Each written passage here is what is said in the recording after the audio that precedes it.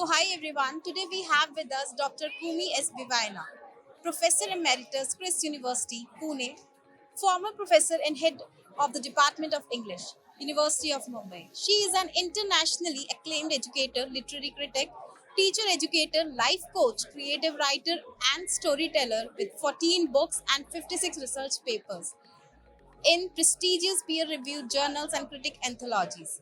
She has delivered two TEDx talks and is the founder director of annual International Global Tipping Point Summit, which brings together educational thinkers and practitioners from different parts of the world to bring about sustainable changes in education.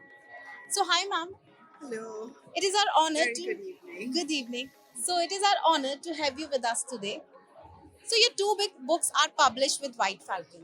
The first one is Redesigning Education: 5 Steps to Becoming Enablers for Change, and second one, Amplified Living: 21 Days of Inner Work for a Conscious, Joyful Life. Let's start with a rapid fire warm up session. Yes, our first question is pen and paper or computer? Computer, without doubt. Okay. Favorite genre to read outside yours? Physics, quantum physics. Okay. Coffee or tea while writing? Neither. Neither. Hardcover or paperback? Paperback. One book you think is underrated? I think the books of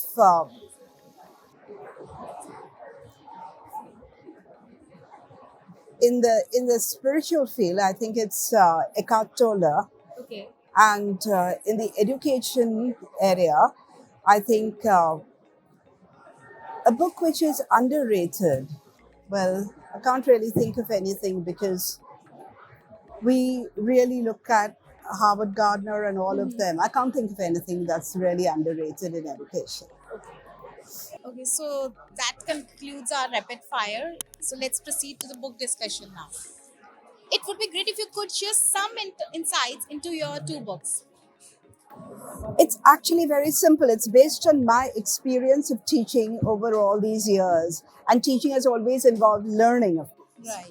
So I have been student centric from day one of my teaching career. Okay.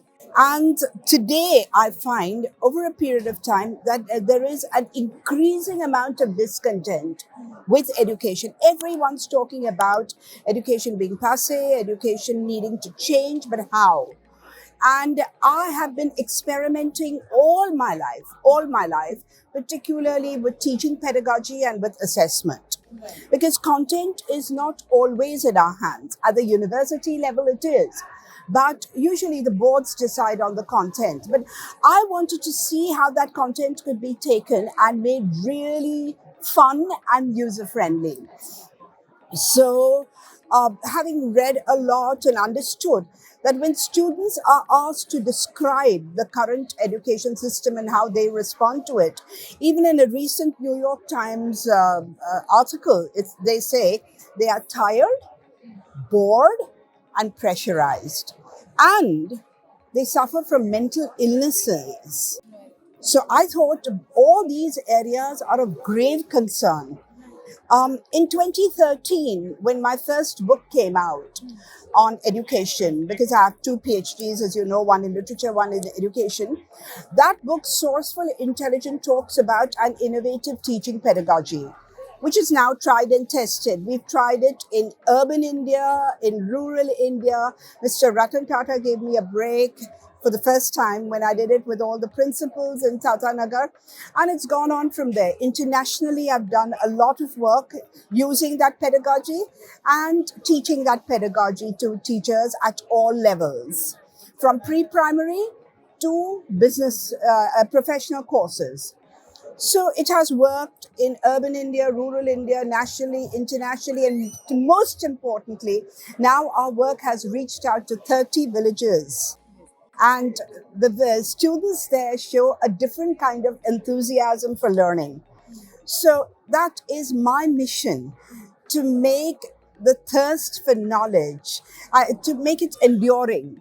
Students shouldn't feel burnt out. They shouldn't feel pressurized. They should want to do it. They should want to read more.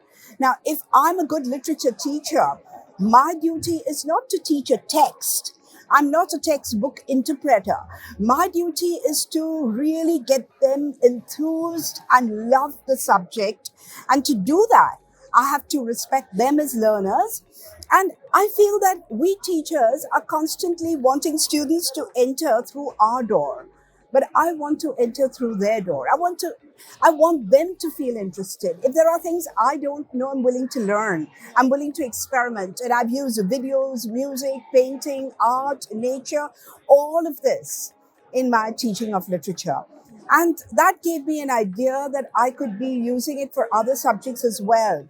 And in 2013, when my first book came out on education with Technopoesis, which is a pedagogy I created, it was extremely well received. And it's undergone some revision, but it's still very, very useful for teachers at all levels, even now. So this is what I wanted to give to the world. And how many workshops could I keep doing?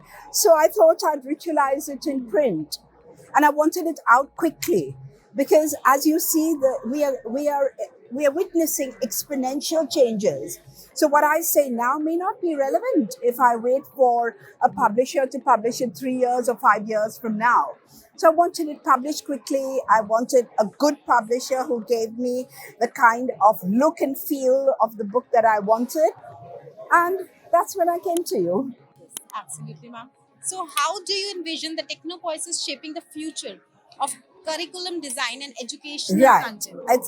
It's a very, very simple teaching pedagogy, and it's not rigid at all. So it just involves 5 major questions.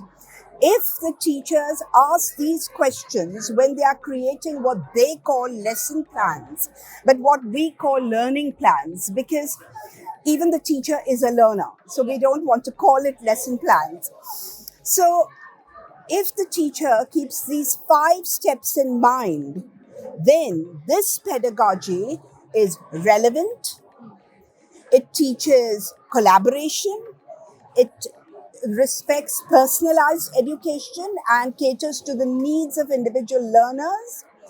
It is very strongly action oriented, and it is consciousness changing. 5 simple steps. And the 5 steps are relate, stimulate, collaborate, act, and unify. So, as I said, it makes education relevant, fun, and makes you view education with an expanded consciousness. So, actually, you see, we tried it out with students, we trained the teachers, and we told the teachers, don't even tell them that you're going to teach in a different way. And the students did not know. So their own teachers went to class, and when they taught technopoetically, the students said, "What happened, ma'am? Wish every class was like this." And this has happened everywhere, every single place where teachers have tried it out. Very importantly, we encourage teachers to work collaboratively. So even when they're creating a learning plan, we tell them to really get together and make it fun. Just like the 6 thinking hats, for instance, of Edward de Bono, they all take on different roles and they bring different things to the table. It seems as if it could border on chaos, but it never does. And it creates a win-win situation both for the teacher as well as the learner. So, ma'am, do you think this technopoiesis is being accepted by our country properly, or it is still Well, under the transition? I can't say country, but wherever I've taught, teachers have embraced it. And they feel refreshed. They feel that it's going to prevent a burnout. They suddenly feel that I never thought I could teach this way. I'm doing a lot of mentoring also based on technopoiesis. And I have a Telugu teacher. I'm just doing it online with him. And I taught him technopoiesis and I told him how to go about it. And he tells me that he has begun enjoying teaching after that many years, and his students, they love him for it. And that has happened only in 3 turns of mentoring. And similarly, some computer science teachers. So I give them different strategies, and it works. It just works. And teachers are very open to it. sometimes what happens, there is a bit of fear. What if we teach this way and our students don't get the 90 pluses? But then, very, very soon, even parents realize that the students are reading and wanting to know more about the subjects, school subjects, college subjects. So everyone realizes that it is a very, very simple method which works. So, in what ways can technopoiesis be leveraged to address challenges in remote or online learning environment? Exactly. The point is that you don't need any kind of fancy infrastructure for education. Right. If it's there, wonderful. I'm all for using technology, I'm all for using AI, but it's not strictly necessary. My rural teachers, whom I trained in Maharashtra, they are using very simple, locally available material, and they are doing it technopoetically. Now they want to become teacher trainers and reach out to the other places in more remote places in Maharashtra. Okay. So, how can partnership between education institutions, industries, and local communities be leveraged to advance sustainable development goals in the Indian context? Well, it has a very, very major role to play. We talk in terms of partnerships, we talk in terms of collaboration. So, if the teacher educators, the parents, the community come together, then huge differences can be made. And the community happily comes in when we tell them that we are experimenting and trying out a different way. Let's see if it works with your children. So I think the fourth goal, the fourth SDG, is not just education for all, it is quality education. And if we want quality education, we really must ensure that our students become lifelong learners and not tired, bored, and pressurized. Yes, yes, yes. So that's my main concern. Yes, teaching and learning experience should be based on local context and avenues for interaction with practitioners for knowledge exchange are must. We are all for experiential learning. And if you see, the first step of technopoiesis is relevance. So why am I learning this? Why are you teaching me this? Just because you're a teacher and the board has told you to teach this, I don't want to learn it. But if I can show the students that what I'm teaching is going to help them relate better with the world around them, then they are interested. I'll give you a very simple example, Nancy. I was called by an IB school, and they told me that our students absolutely hate Shakespeare and they're going to face a board exam in 2 months. So, can you do something? And I went there and I created a fun PowerPoint presentation called Boy, That Cool Dude Shakespeare Still Rocks. And the students are looking at me, cool, dude, really? Are you kidding us? And I just said, yes, he was a cool dude. I asked the girls, would you like to be told Ati kya khandala? Or would you like to be told, and I quoted from Romeo and Juliet, two of the fairest stars in all the heavens, having some business, etc., which I know by heart. And the girls were quite soft. They liked what they heard. I knew I had the girls. And then I asked the class in general that would you really want any would you want a tyrant to rule your country, a dictator to rule your country? And they'd say no. So I said, well, everyone, you're talking about equality, but does it really happen in real life? And I quoted from Merchant of Venice, hath not a Jew eyes, hath not a Jew senses, affections, passions, that brilliant speech of Shylock. And the students were with me. Then we played a game. I said, I challenge you, give me an emotion and I'll give you Shakespeare. And we were having this game, and they thought of the weirdest things. At the end of it, I walked out, and a week later, I got a message from the principal saying, ma'am, what have you done? Because now I have only 2 months left, and instead of doing one play, they want to do two plays of Shakespeare. The students are bright, curious, wonderful, but we need to really stimulate them and to make them feel that knowledge is linked to life. Once we do that, half our battle is won. Yes. So, what advice would you offer to individuals who aspire to achieve personal and professional growth? How can schools collaborate with mental health professionals and organizations to create comprehensive mental health programs for the students? Now, mental health, as everyone knows, has become a very, very major issue. The kind of suicides we are witnessing among Depressions. teens, teenagers, depression, as we know from research, is going to be the major killer by 2030, Right. even more than cancer and any other disease. So, we need to empower children and empower the teachers as well, because teaching is a high stress job. Yes. So we need to empower teachers, students, and everyone, of course, in general. How can we do that? By teaching them how to manage their emotions, by giving them the tools. Currently, I'm working on a program for the HSNC University, and it is a 4 elective program on life skills. So it's called Life Skills for Emotional, Social, and Ethical Competencies. The students love that program. They say, why weren't we taught this in school? How to manage our anger, how to manage our frustration, our mind chatter, our body image anxieties. Oh, that's become huge, much more than it ever was in our time. So students are wanting this kind of knowledge and they're not getting it. So if we could collaborate and come together and work on it and say this is an issue which we are prioritizing, and in a very systematic way, we can offer it to children. Tell them what are the tools available when you feel depressed. Nip it in the bud, catch it immediately. So Ask for help, actually. ask for help. Yes, ask for help. But even before you ask for help, there is so much that you can do on your own. And Right, that right. is what this book, Amplified Living, is all about, because it offers a very simple 21-day program of dealing with and understanding your mind better. So when you, it's the old dictum, know thyself, Atma Gyan. You understand yourself, and then you will understand the world better. You will understand people around you better.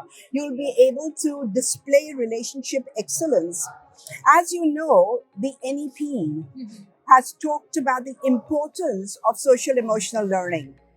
But the unfortunate truth is that teachers who have not learned it themselves can't teach it to the students. It's like saying, Nancy, I want you to teach swimming, and you don't know swimming. So read 17 books and go and teach swimming. Can't be that way. So we need teacher education programs. And we need to empower the teachers, help them understand SEL, learn how to be self aware, self regulated, excel at relationships and achieve relationship mastery, understand how decisions can be made and how responsible decision making can make a world of difference, understand the idea of quantum oneness, social awareness. All this comes, and this is not something which is taught at either the school or the college level. So I think a structured program like the one I'm doing currently for HSNC is very, very vital. And the students, my students have gone and told the vice chancellor that it's the most important course that they're doing currently. And now we're going to form a chain, Okay. because I've taught them. Now they're going to teach it to the next group and to the DEds and to the psychology students. So they will empower each other. So don't you think that there is a need to make changes in the teaching curriculum, like the programs, those Well, are absolutely. Absolutely. There is a lot of effort being made currently. I'm not saying that my suggestions are the be all and end all. No way. A lot of people are thinking about it, and so am I. I feel that once you make the curriculum relevant and you don't insist on quantity but on quality, then you will have lifelong learners. If instead of 20 poems, if 5 can be taught brilliantly, children will read many more. Recently, with the Podar High School, I worked with young 11th and 12th standard students. And we did 72 poems. And these kids went on to actually write their own poems and publish their own poems. And at each of the sessions, they wanted to read out the kind of poems that they liked. Okay. So that love for the subject has to be enduring. It can't end with an exam. Absolutely, ma'am. So, can you share a particular rewarding or challenging moment from your writing career? My writing career started way back in 1985 when I first started doing my PhD in Canadian literature. And from that time, my desire has been to draw the reader into my way of thinking. At that time, I wanted to draw them into my way of thinking, you know, being a young person then. But then gradually I realized that even when I'm writing, I want to leave things certainly open ended. A lot of people, especially in my field of literature, find it intimidating to read some of the very, very scholarly writers like Derrida and Bakhtin and Homi Bhabha. And it is a little daunting. But I simplify that. I make it accessible because my job is a job of a communicator, whether I'm writing or I'm teaching. If you don't understand, the fault is mine. And that is what I'm talking about in redesigning education. That the fault is not somebody else's because children are born with multiple intelligences. They are born with amazing configurations of intelligences, but we don't test them all. We emphasize logical, mathematical, verbal, linguistic, and a little bit of visual spatial. But what about the other intelligences and the different configurations?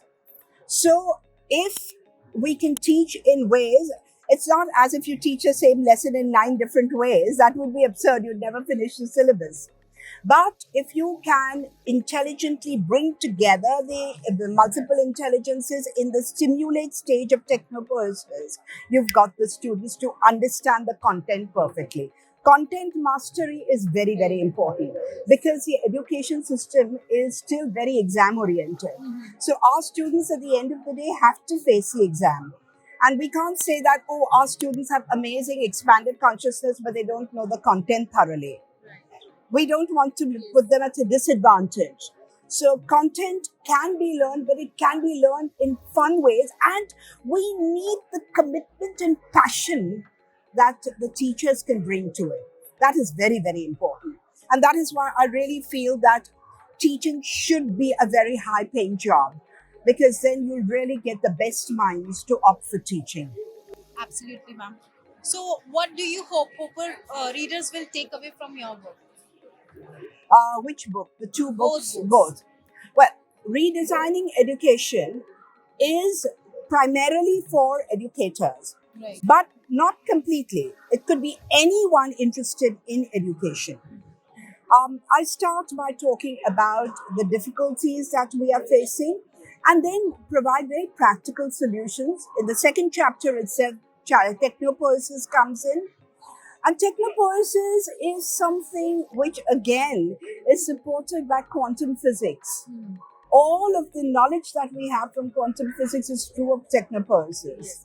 So, in the second chapter, I bring in that. And then I bring in different ways in which the teacher can make learning exciting by making it art based, nature based, thinking based, play based, of course, experiential, and weave in social emotional learning and global citizenship education.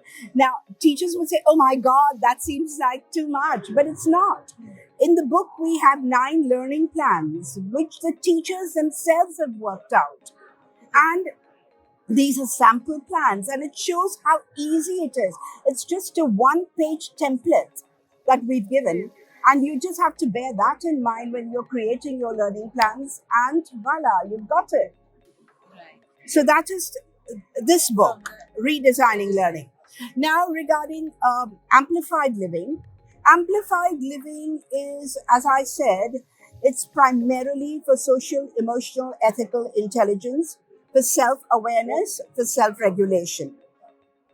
So what I thought is that I would simplify matters, make the chapters really short, and user friendly.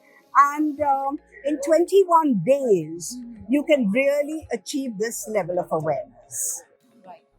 Yes. So it's divided into, I've tried to make it fun, the call to adventure. It is an adventure. To look into yourself is an adventure and a necessary one. Because all the time we are being bombarded by stimulus from the outside world, and more so with social media today.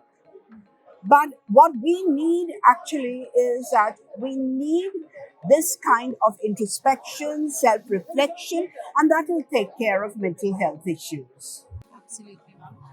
So, how was your publishing journey with us, White Falcon? With White Falcon, it was a very happy one. Right from the beginning, I felt that I was supported, people cared, they were prompt, and they've given me very good quality publications. Thank you so much, ma'am. So, this is a wrap of today's session. Thanks for sharing your valuable insights with us. My pleasure, absolute Thank you so pleasure. much.